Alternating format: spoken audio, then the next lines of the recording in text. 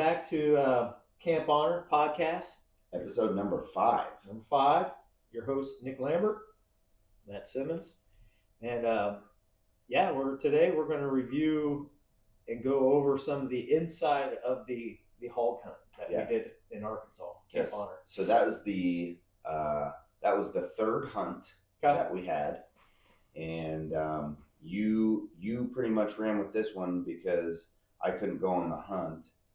So kind of pick it up from the beginning. Yeah, so we got good friends of ours over in Indiana. Christ and Camo. Check it kind of like things fell into place because we're like, hey, did you know these guys are doing this? And it's like, so Christ and Camo Outdoors, out of Marion, Indiana.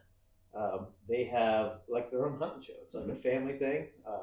It's awesome. It's like, got to check out some of their material. Like one of my favorites is when they got a triple turkey. Like, so as we get ready, we're getting into that season probably soon, and we'll probably be doing a podcast, in the next few weeks, probably coming up. We'll be on turkey hunting. But anyway, this was a short notice hunt, and thank God I work a schedule as a firefighter that's pretty flexible.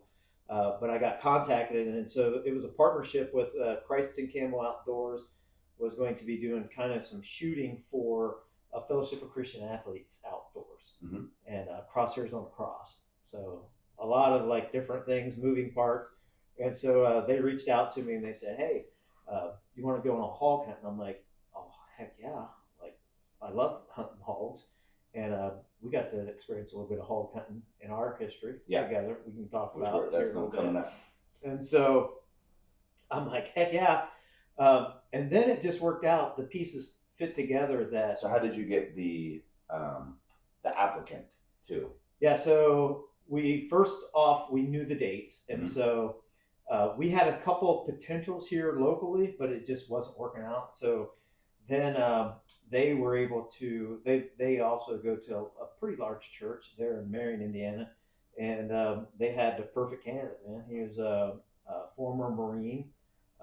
Afghanistan veteran, and he also was a first responder. Awesome. So he had volunteered at their local fire department where he lived in Indiana. And I never met the guy. I talked to him on the phone, and he was also a postal worker. So he's currently delivering mail, but he was served his community for a long time, not just this country, but also his community. So I won't give you his full name. It was on the video, but it's Go watch the video. Got a funny story here. We'll talk about here a little bit about his name. So it was kind of interesting and fun. It was about March of end of February, beginning of March, somewhere February, March of last year, so 2025, and it was in southern Arkansas. I can't even tell you the name of the place. I just remember it's like those type of hunts you get 15-hour drive. So I had to drive over to Marion. And then we get in a large, like a 15-passenger van, and I got to ride the hump for several hours. That was fun as a 50-year-old man who hadn't treated my body right through the years. And like you feel the road. And I noticed when we got to close to Indianapolis and then even further west, it was like like here in Ohio we're pretty blessed. Like most of our road systems in Ohio. People complain locally occasionally. I'm like, yeah, you haven't been over to like Missouri and the western part of Indiana on Texas, 70. Florida, terrible. Georgia. So get with the program. So terrible. So yeah, we were on an expedition. I think there were a total of maybe 6 or 8 of us, somewhere around that neighborhood. Dude, we were loaded down. Like it was a trailer with a UTV, coolers, gear.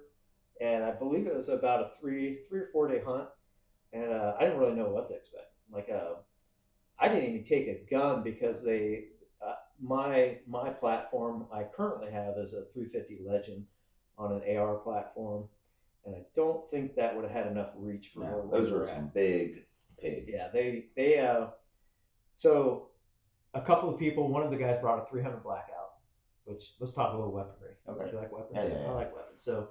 One of the guys brought a 300 Blackout, and we get down there, and it was like there was like a host guy, His name was Uncle Phil, and it was the guy from it was Corey from Fellowship of Christian Athletes Crosshairs on the Cross. It was his uncle, and it's like close where Arkansas meets Louisiana. Okay. Because this guy was like, he was almost Cajun, like, and he cooked like a Cajun, and like we'll get into some of the food maybe a little later too. So, okay. It was great food, great, and so kind of like a hunting camp, like you could imagine. Like once we got through that terrible drive, golly. And so I remember we got there, I don't know, probably about 5 in the morning, 5, 6, and we pulled up to this gas station right before we get to the camp, probably a half hour before the camp, and they had homemade biscuits in this gas station. Okay. Like, it was like if you're familiar with this part of Ohio, like we were in just north of Dayton. Like if people are familiar with this area of Ohio, it's almost like a cast town type deal. Like there's this little gas station with the ladies in there all excited, like, who are these strangers? And they look like they're ready to kill something. And yeah, I'm like, what's that smell? And they're like, we got homemade biscuits.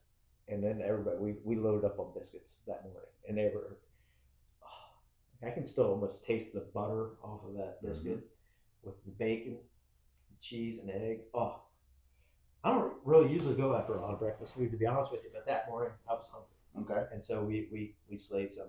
So anyway, back to the weapons. So we get there and we start unloading, and then we needed to get some weapons out and to get ready to go on that hog hunt that later that afternoon. And as you can imagine, like, I think if somebody would drop me off in that area, I'd be lost. It's a huge area where they commercial pine logging. Okay. Like commercial forestry for pines, probably for like making plywood and paper, OSB paper. And so it's just tracts and tracts and tracts and tracts and tracts and tracts of land, and they lease it out so. Depending on the growth of the trees, there are some that are the trees are like this mature, and then some that are this mature, and then some that's like just gone. Okay. And then some little so. Man, you start to drive, like everything's by a UTV, and it's like you get lost. Like I don't even know how to keep your bearing. And then to beat it, your cell phone reception was crap. Like it was really bad. So we get the weapons out, and Uncle Phil's like, "What'd you guys bring?" And I already knew, like, I'm not. And so one of the guys had a 300 blackout. I think the other guy had a legit, like it was good for hog hunting. Because everything was mostly night hunting, so you had to have thermal. I don't have thermal. And so I think the platform I ended up using and sticking with, and I actually bought an upper gun for the future, is a 6.5 Grendel. And so I'm not a huge weapons guy, but I do know enough about weapons. But that thing was, most of them were zeroed in at, I think, about 200 yards. And there was another guy that had a setup of 308. But then you got to, I guess you have to weigh your options on these weapons of, do you want to blow the pig up, or do you want to kill it and eat it? Yeah. I'm a kill it and eat it kind of guy. How about you? I mean, I think I would. I want to mix between them. So like the perfect like round for like out west hunting and stuff would be like a 700 Magnum, which really puts a thumping on whatever you shoot. So you're gonna like blow out the shoulders type of thing. But it'll definitely drop it. It's not like a 50 cal, you know. Yeah, I think I don't know. I think, and then you get into the different rounds, and they, I mean, you can get different loads on the rounds itself. Yeah. But so that's one area I think, because we're so used to here in Ohio, like whitetail and now turkey, whitetail turkey, and we're getting a little bit into the upland bird hunting, which is fun too. Which you do get into different rounds and shots, and I'm sure there's people watching this that are much more of an expertise when it comes to that type of thing, especially if you're shooting enthusiast. I'm more of a kind of guy like I need something to get the animal. Yeah, I want the animal. That's where I'm at. But you do learn. I try to learn as much as I can. And you speak of 50 cal. I remember in the military, that was my specialty, was a 50 round. Yeah, we shot 50 cal. We were on a 50 cal team. And then we went from a 50 cal on my unit to a 60 M60, and that was a little better because you had a little, like, I don't know if it's still like that. It was a long time since I was in the military, um, but I remember on the 60 crew that I was on, there was 4 of us, and so there would usually be a guy that would be forward a little bit, tell us what's going on, and there would be 3 of us in a foxhole, and that we would pack in. But on that weapon, if we shot for, like, as soon as we started shooting, we only had like a minute, maybe 2 at the most, and then we had to move locations. Can't, like, they would pin us down. Yeah. And so all of our training was, hey, and so then you go out and play the war games like we used to, and then you'd be like, okay, like, especially if you get in a good area, like we don't want to shoot this weapon tonight. Mm-hmm. Like, we don't, like, we've worked our butts off today. This is a good foxhole. It's nice. Yeah. We got like a little bit of covers. Maybe the mosquitoes won't be so bad tonight. So it's comfortable. Let's not fire. And then all of a sudden the radio lights up when the Marines are attacking us at night. You're like, I don't see them. They must have walked right by you. I don't know. So anyway, we sighted in the weapons that day. I settled. It wasn't so much I got to choose, but pretty much me and the Marine. And I'll tell you his name now. It was Horn was his last name. Okay. And military, police department, fire department, you start to just call each other nicknames. Yeah. Like, and his became right away Horn Dog. Horn Dog. Yeah. It makes sense. His last name's Horn. Because I remember at certain points my name is Simmons. Devil Dog. Yeah. Devil Dog, Horn Dog. Yeah. And so I stuck with that. And so me and Horn Dog, we start shooting, and he was a pretty good shot. So we get set up. They had these blinds, and you can see, you guys go watch the video. You'll see the first night, man, we get out there probably about 7, 8 o'clock at night, and it was super hot. But then it got cool because it's still kind of winter. Mm-hmm. And even in those locations, What month did you go in? I think it was March. Okay. I think it was the beginning of March. Okay. At some point. Because I remember it's kind of got cold here in Ohio, and then it got warm while we were there. So we go out, and it's like we're in the middle of these pines, and they just set up these rows, and then there's a feeder for the hogs that was set up. The first night, I think it was set up for around 150 yards to the feeder, and you can see the video. We're in there, and the thermal's cool. If you're not used to thermal, it takes you a little bit to get used to. That first night that we were there, the gun itself, the scope was all we had. You'll see the video in a couple of the other ones. I don't know if we showed it, but we got a different scope, I think, on night 3, the third night. And the third night was the last night. And then that was a lot easier because you could just set your phone up. Mm-hmm. And because that scope, you can't stare at it for long. You get blinded. Like, after you look at it for a while, you go like this, you can't see anything. And so, and plus to save the battery life. But then some of the more expensive scopes that are thermal, they Bluetooth to your phone, and then you just set it like on a corner or something, or some people had a stand, which was very, very nice because then you can just leave it on. And then all of a sudden you're like, oh, dude, Horn Dog, look. And then you see it like, it's like, oh, it's just a raccoon. And I'm telling you what, man, the raccoons in southern Arkansas, mm-hmm. I think you could kill those things. They were big. Pretty big. We probably should have popped one the first or second night. But I remember one night, I think it was the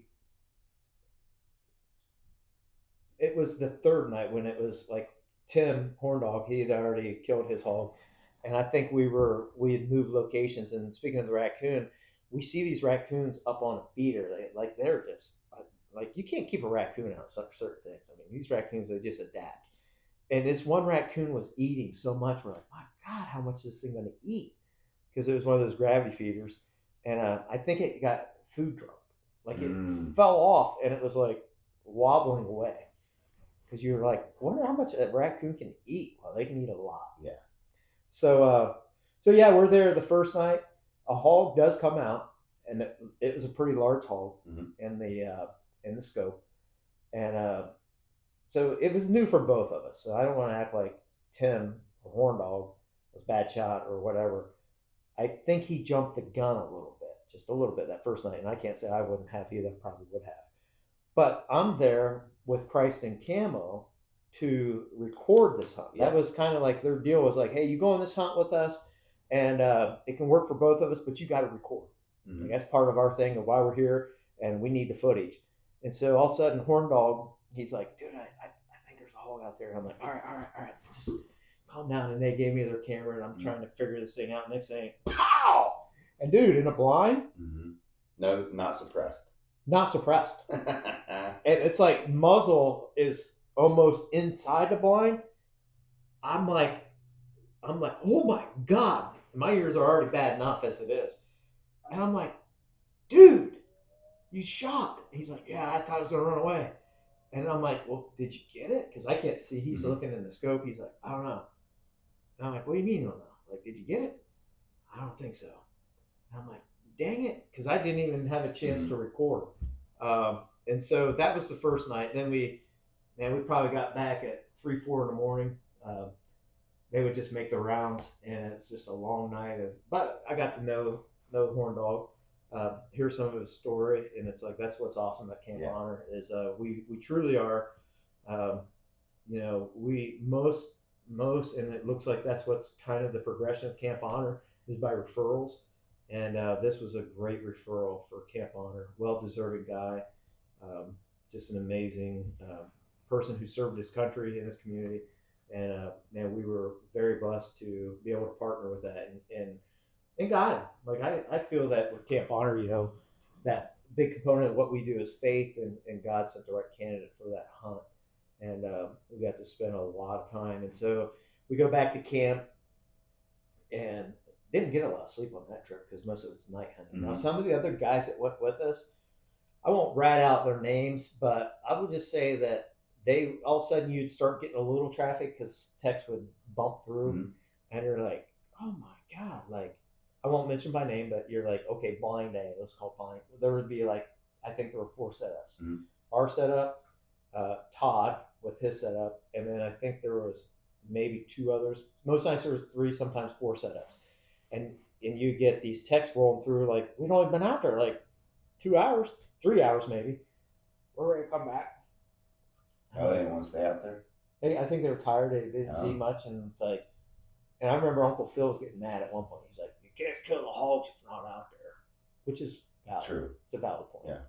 Yeah. You say that all the time in deer season. Yeah. Can't shoot from the couch. So it was the second night. Me and Horn Dog, we were ready to go. But I'll say that back to Uncle Phil. He was from Louisiana. And you were down in Biloxi for this golf course. Did you ever have boudin? No. Well, if I did, I don't remember. So is that a food? Yeah, it's like a sausage. It's got a little bit of rice in it. Yeah. And I don't know what all's in it, to be honest with you. I think it's spicy though, isn't it? I think there's so many different ways that like everybody. It's almost like to say back here in Ohio. I don't know. Spaghetti, maybe. Yeah. I mean, none of us are Italian, but it's like if I came to your house for spaghetti, it'd probably be different than the way my wife cooks it. So I think it's like that. It's like it's a staple, but I think there's a uniqueness to the individuals that either make it or where they get it from. But this stuff was good, and everybody else was like, "What's in it?" He's like, "You don't want to know." And I'm like, "No, I'll taste it. I'll eat it." And I'm like, "Ooh, that's good." And it's like, my wife definitely wouldn't eat it. Did you ever find out what was in it? I think there's a lot of stuff in it. Yeah. Like I think depending on where you're at in Louisiana, it's like a lot of innards of different animals put together. Leftovers. Like a bologna. Yeah. Okay. And so I liked it.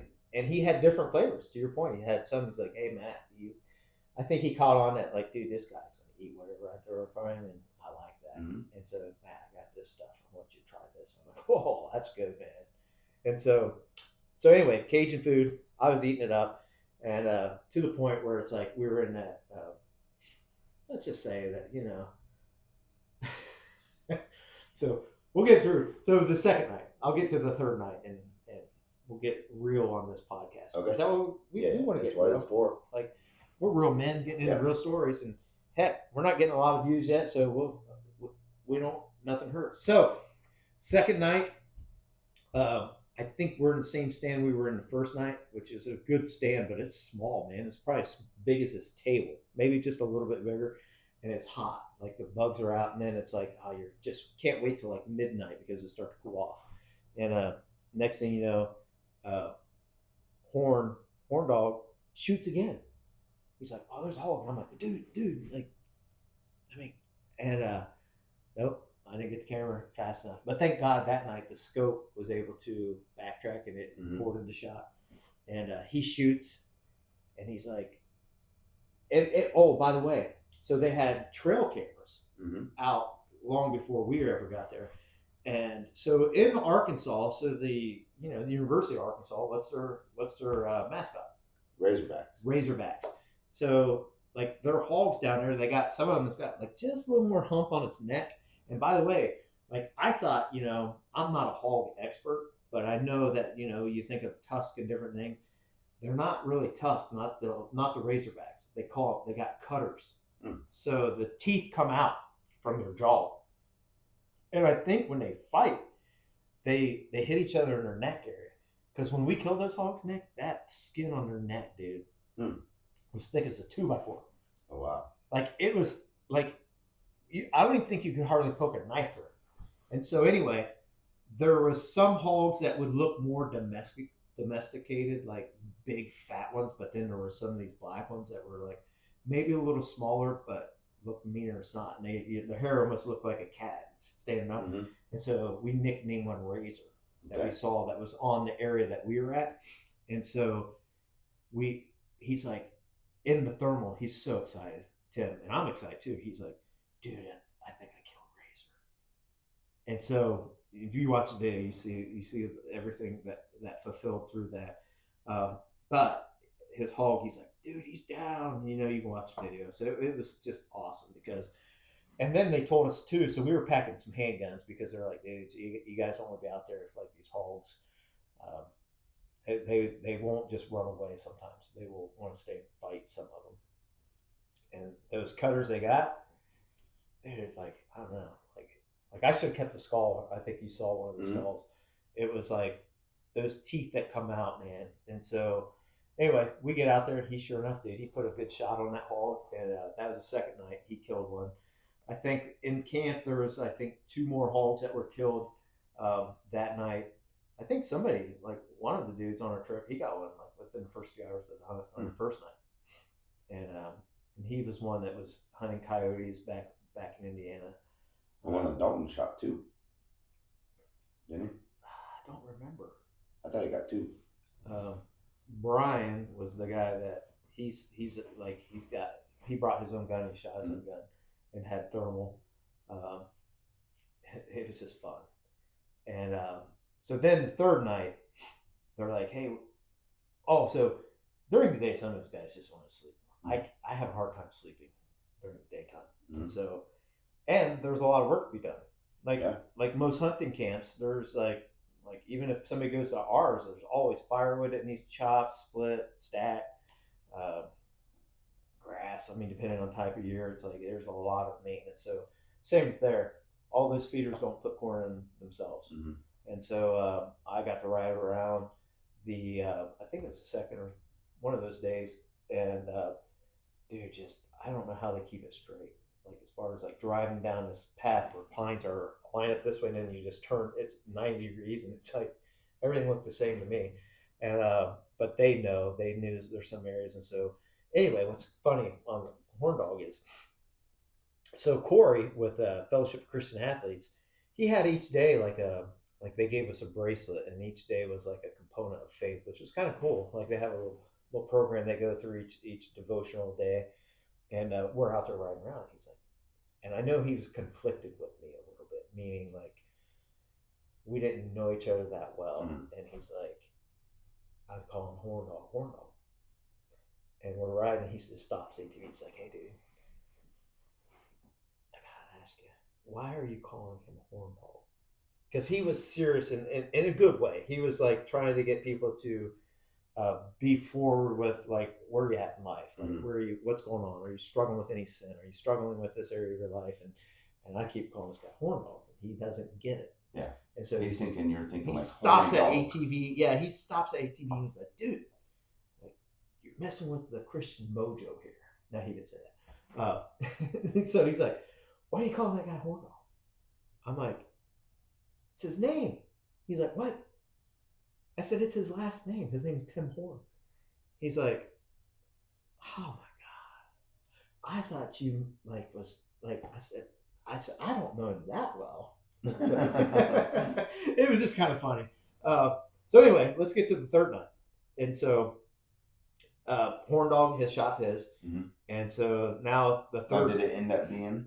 Oh, it was Razor. Okay, cool. It was one of those Razor black, probably about a. With cutters and everything. Oh, yeah. Nice. Yeah. And you see the video. I think it's even on our Instagram, maybe Instagram.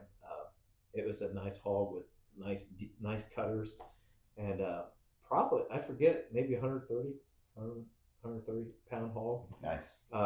And one of the better size hogs. And so Uncle Phil's like, hey, do you want to go to a new spot? Like, yeah, I want to explore a little bit. He says, all right, I'm going to drop you off, but then you'll have to walk, and there's these little orange tape things, just follow them. And so, and a lot of this area is swamp. Mm-hmm.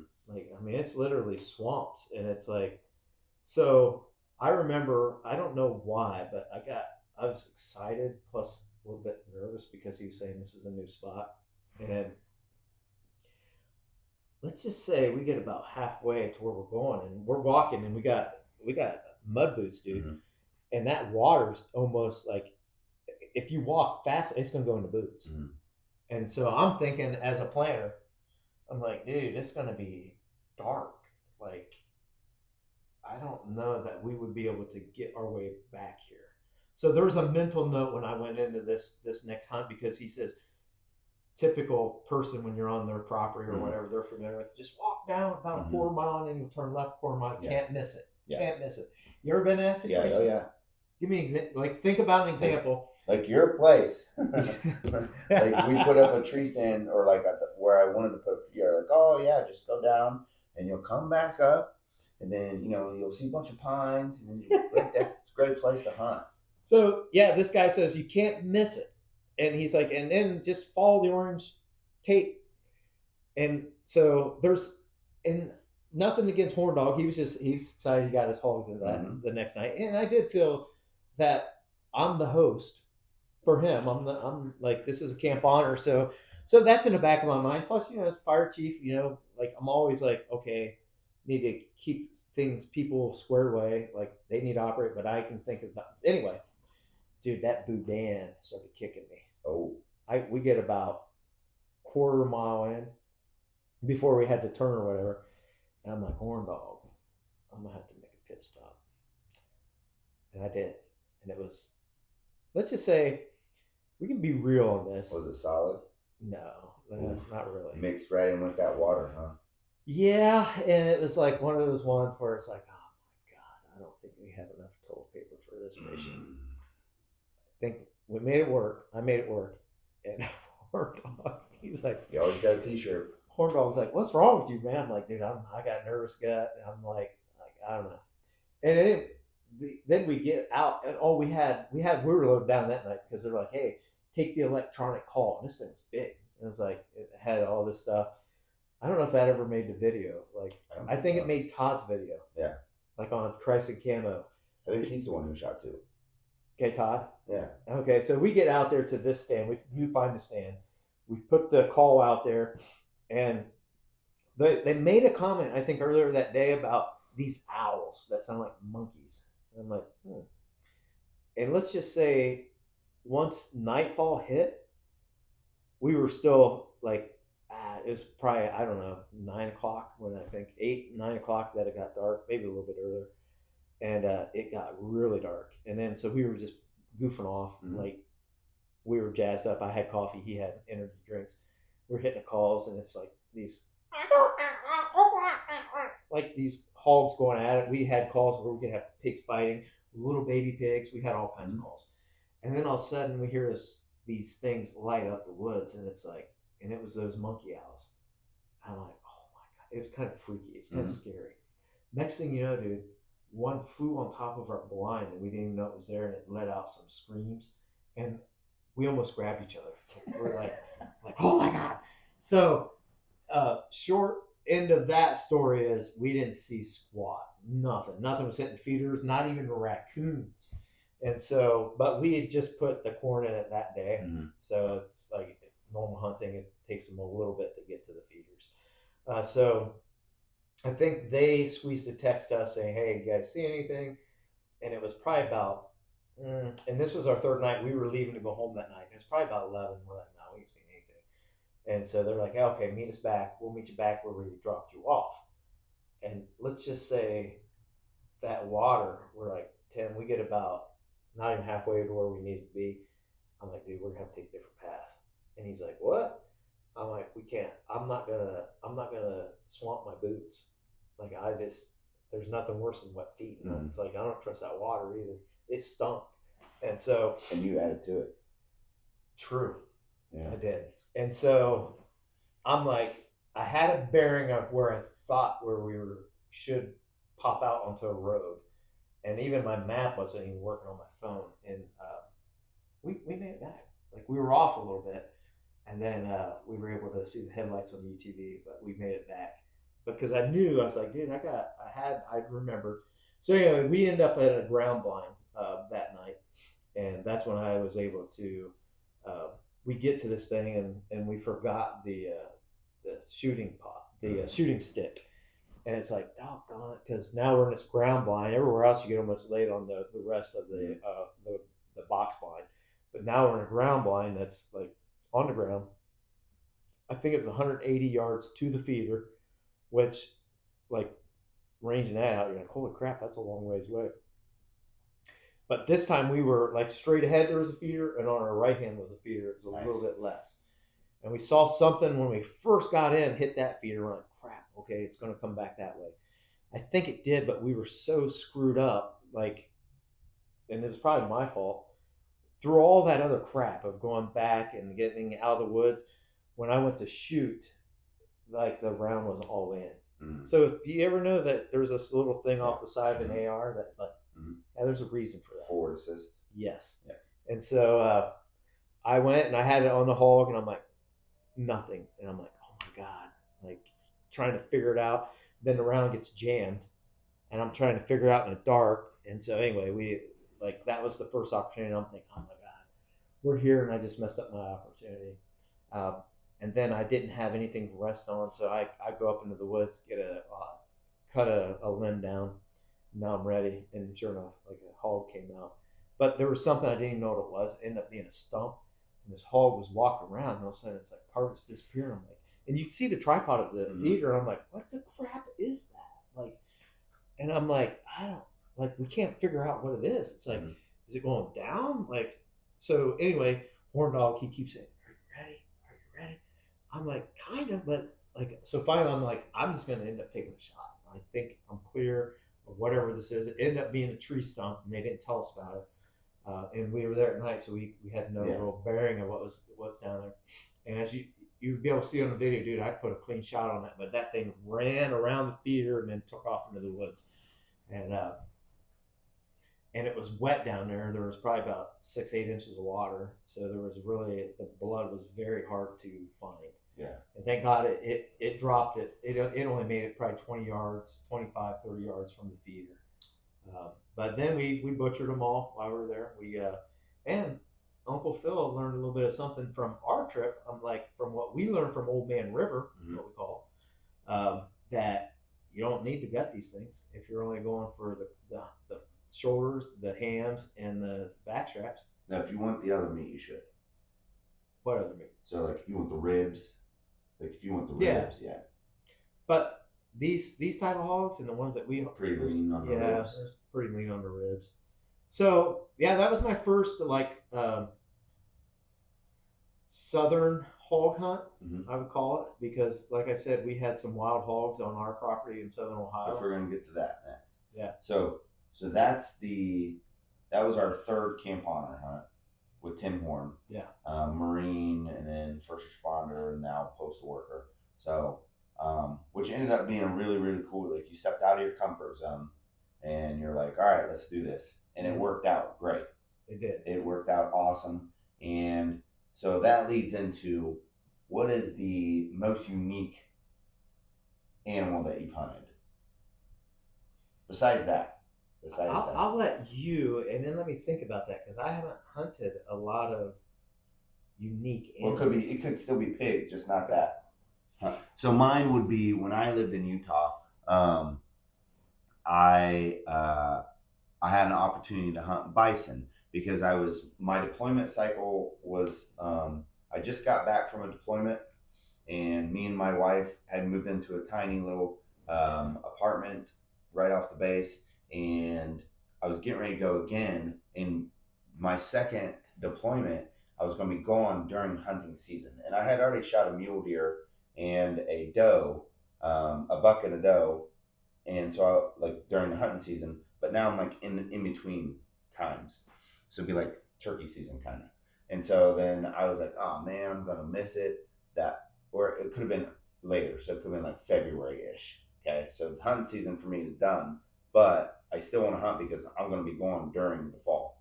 And so Tiana was like, well, if you can find something else you can hunt, go ahead and do it. So they have like once in a lifetime tags, and they have all this. Utah is like crazy with the animals you can hunt. You can hunt bobcat, lion, mountain lions, moose, elk, mule deer. They have turkey now, which turkey is getting huge there. That's like a huge thing that they're getting there. So anyways, so I found an opportunity to hunt a bison, and I was like, oh, this is like big. This is like a once in a lifetime hunt. Like I have to do, because I was a Utah resident as well at the time. And so she was like, all right, go do it. And then so I tell my buddies at work, and they're like, yeah, your truck's not big enough. And so one of my buddies, he had a huge Ram, and he was like, you can borrow mine. It had like a big lift on it, huge tires. And I was like, oh, okay. And then everybody's telling me where to go. So sure enough, like I drive up this mountain pass where they're saying to go, and it was snow, probably like 4 inches of snow. And up there, like I could see just like dots on top. And so like I pulled up in this guy's driveway, and he was like, it was his land up until a certain point. And he was like, for like $250, I'll let you park here. And then, for $200 more, I'll go up with you. And I had a little camcorder back in the day, and he was like, I'll record it. And I was like, really? And he's like, yeah. And so he was like, everything he did was extra money though for me. And so we go up. It didn't take us long, as I think it was only like about a mile up, and it wasn't very steep. And so we go up, and the buffalo were like 250 yards away, and I had an awesome gun at the time. I had a Savage 30-06 with hand loaded rounds, and so he was like, oh, that's a big bull right there. And I was like, okay, I'll shoot that one. Because the males and the females both have horns. Yeah. But I could only shoot a bull. So you got to look for the junk. The hangy downs. Yeah. And so they were hanging. And so I shot it. Make some good boudin. Probably. That's probably what it is. Mountain. I shot it, and like this sucker like flinched, and there was probably like a herd of like, I want to say like 20 or 30 of them. And the rest of them kind of went on. And then like Billy, he stayed there. And then he was like, oh, good shot, buddy. That's a good shot. And I was like, he was recording the whole thing. I was like, really? And he's like, yeah, that was a good shot. He's like, shoot it again. And I was like, okay. So I shot it again. And that second shot went down to its knees, rolled over, pretty much died right there. And he's like, hey, I got a front end loader. I'll go down and get it. For like a fee, and then I'll bring it down and drop it in the back of your truck for you. And I was like, all right. So he goes down, gets it, drives it up. We hook a chain to its front leg and lift it up. And he gets out with a knife, and from like the ribs down to its nutsack, and all that guts, like 150 pounds of guts. Oh my god! Just on the ground. We pull it all out, take some pictures. and then he drives it down and puts in the back of the. When he put it in the back of the truck, that truck is a big truck went, and I was like, oh boy, and so drove it back. How much did it weigh? Do you know?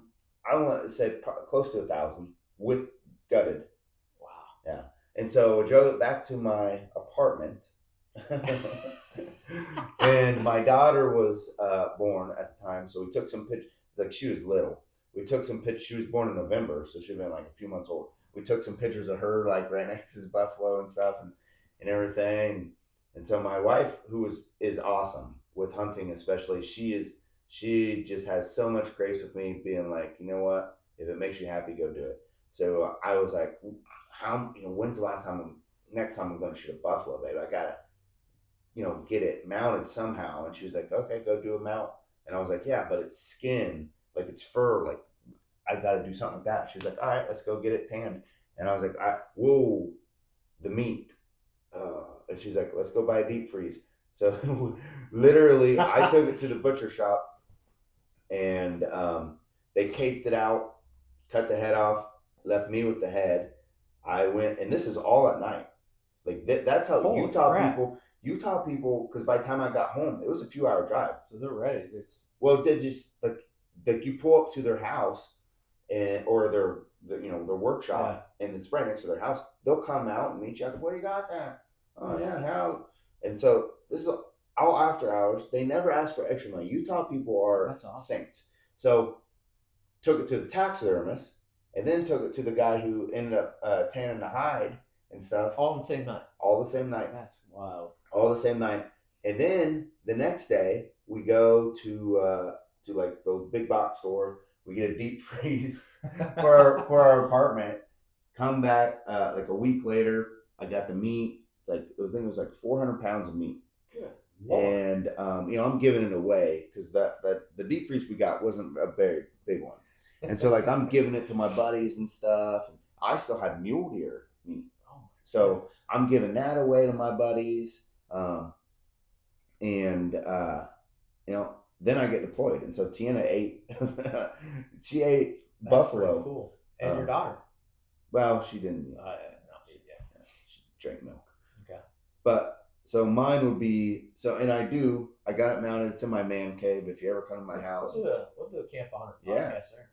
Sounds good. That way we can see some of the animals. Yeah. You got more animals on the wall than I do. I do.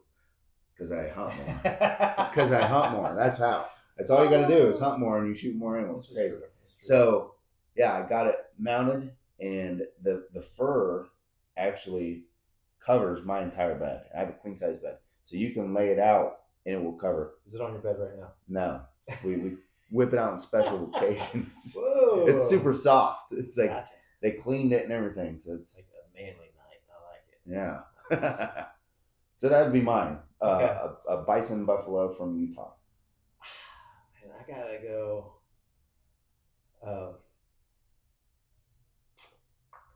I got two. Should I reserve the hogs for one of our other future episodes? Yeah, you can reserve one. So okay, I'll go out west. Okay, This is my out west trip.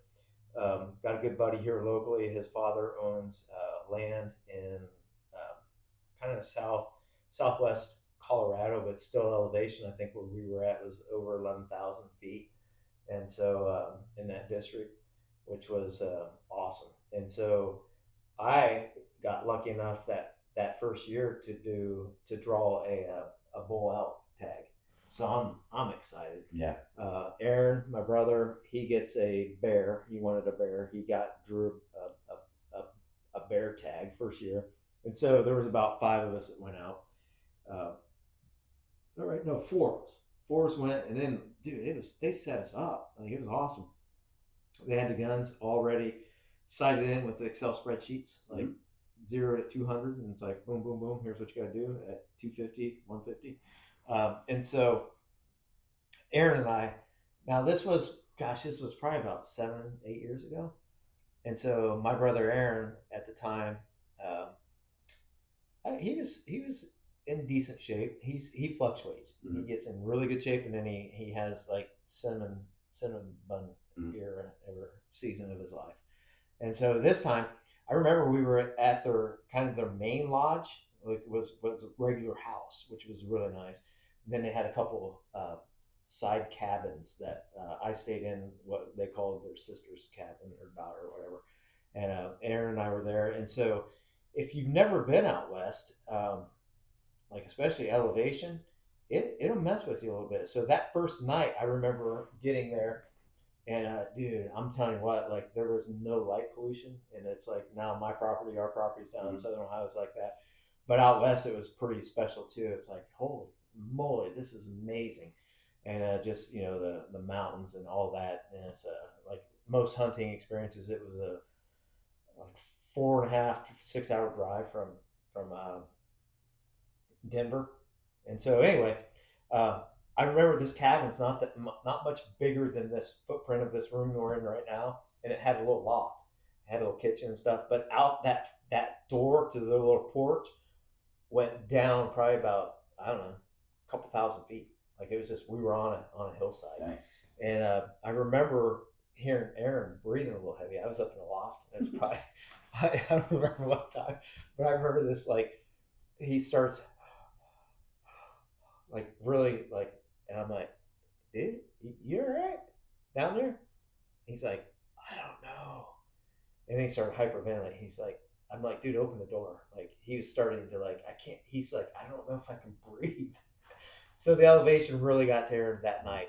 And then the only thing it ever did to me was like, definitely when you're hiking, you could feel a little bit, but it dried my nose up. Like I would get a little bit of a nosebleed at night. And so, but I remember that that next morning, really early, we're eating a little bit of breakfast, and I got the property owner is like, okay, here's what the plan is for the first morning. We're going to send you guys, Aaron, you and your brother Matt, you guys are going to go. And he pointed out his window up there. And I'm like, up there. Like to put that into perspective, it's like up there was probably a 30-minute hike, like through some treacherous stuff. And so I'm hunting elk, Aaron's hunting bear. We have no idea. We have no grid for out west hunting. Like, for all you people here, you might want to do a little more research and talking and get a better game plan. Because I think we were just kind of like, oh, we'll get there and figure it out. No, like this is. And so anyway, we go up there, and I remember that I was like, I'm worn out. And poor Aaron, he's about to die. And we're sitting there, and then like we're scouting, like we're expecting these animals just to like walk by, right? Like appear thin air. Like, yeah, I'm gonna get a bull elk that's just gonna walk by. I'm gonna shoot it, and Aaron, you're gonna get a bear. The next thing you know, Aaron's like, we see something here. It's like, oh my god, look, there's a black bear. And I look, I was like, oh my god, there's a black bear. And I'm like, there's another black bear. And I was like, is that another black bear? It was cows. So, and nobody told us. Like, and then we figured it out. Yeah, and one was like, Aaron's like, I really want that cinnamon color one.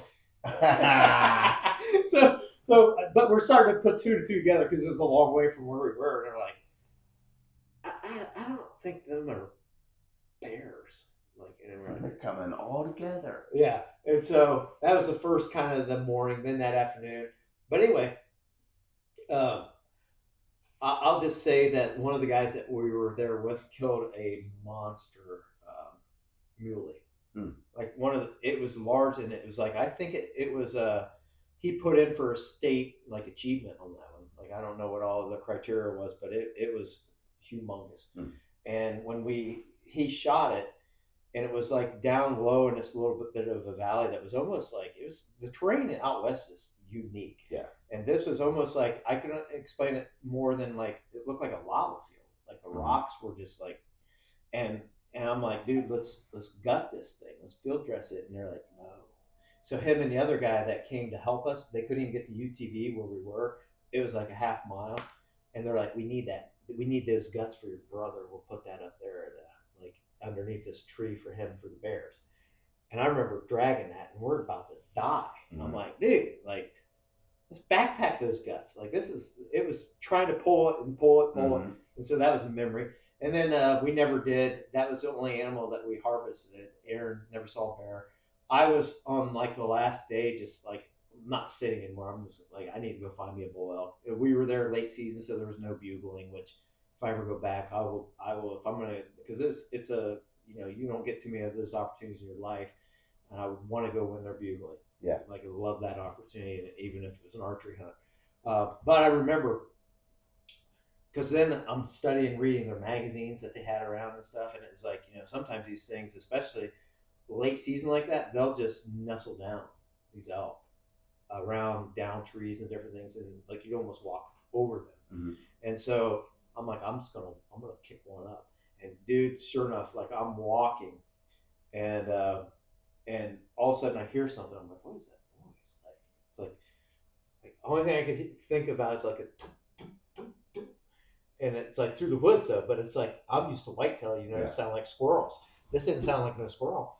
And then all of a sudden, dude, I am on this like logging path that's kind of cut, like the bottom, like it went up into the hill and it was more like a traditional logging path, but at the bottom it was carved into this like hill, like it was like this kind of flat area, and then it like carved into the hill, so there was like a bank, and then it went up a little bit, probably about 20 yards from that, it leveled off and it was like almost flush with the rest of the ground, this logging trail. And so I'm in the cut, and all of a sudden I hear this because I can't see anything. Yeah. Like I can see it up in front of me and behind me, but to my right and left where I was at, I was probably about 10 feet below where the land was. And I could hear it, like, and it's getting closer, and it's like this thump, thump, thump. And I'm like, what is it? All of a sudden, dude, this cow elk was running through the woods, and almost in like 2 steps, it was a little bit in front of me, so it was probably about 4 feet. It jumped down in front of me and then took off. And it was big, and I'm used to whitetail. This thing was large, and it was only 10 yards in front of me. Almost jumped on me, and I didn't have a cow tag, so I couldn't even. I probably wouldn't have been able to shoot if I could have.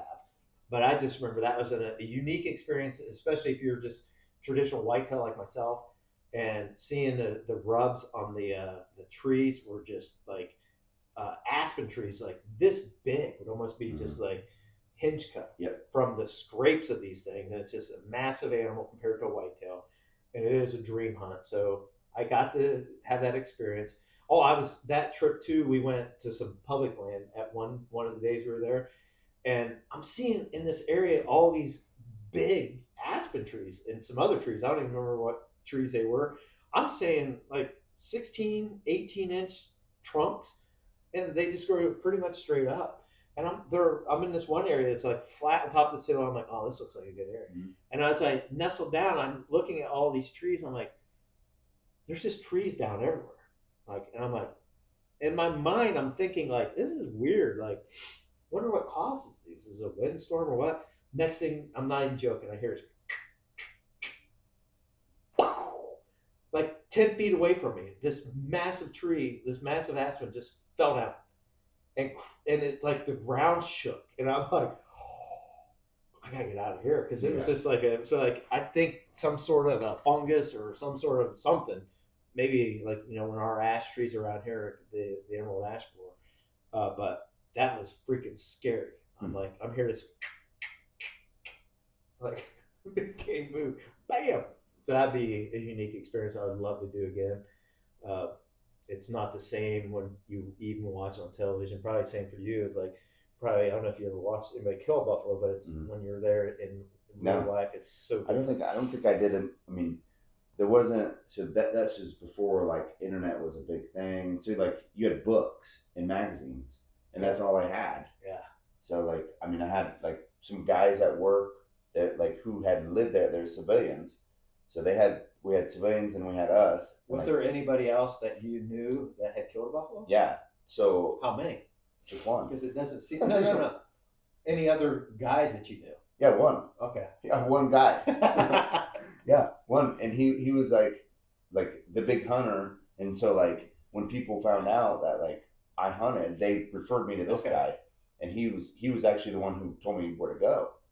And Monty. Shout out Monty. I think he's the boss of the whole CD shop still, or retired. But yeah. Yeah, so I mean, it's just like I don't know. Don't get me wrong. I still love to whitetail hunt. I mean, it's just like it's our jam. Especially like when I think in one of our previous episodes we talked about how blessed we are in Ohio for the our tags where we hunt are free. Mm-hmm. But even the tags, I mean, a hunt, 3-year license is about $60 for us. Yeah, about 60 some bucks. Yeah. And then a regular tag is only like 26, I think. And so I buy a tag because I walk on and off public. I'm just saying. But as a landowner, we don't need a tag. We don't get those opportunities to go out west a lot. I mean, it's getting tighter. It gives the appearance.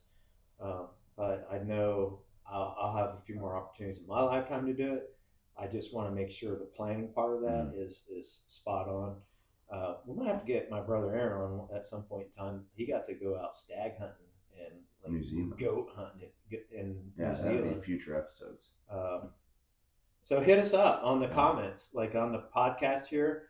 We're on Spotify, we're on Apple, and we can take comments. We want to hear some of the animals that you've killed and locations. Like you don't have to send us the pin, but if you want to, tell us where are like unique experiences.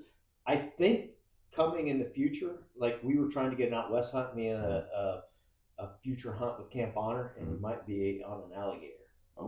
Opportunity. I would love to hunt antelope. That's one thing I haven't hunted. Pronghorn. Yeah, pronghorn. Out like Wyoming or something like that.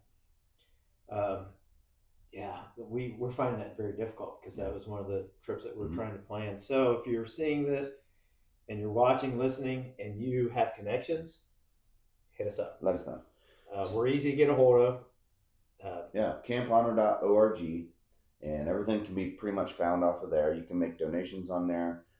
This is a nonprofit, so everything is it will help you out with your taxes as well. And you'll listen to us and you'll realize that, like to your point, you just hunt more, but we're just normal guys that love the outdoors. We're not paid. We don't get paid to do this, and actually we want to do the best that we can to help others and pay it forward, especially those that serve their country, serve their community. So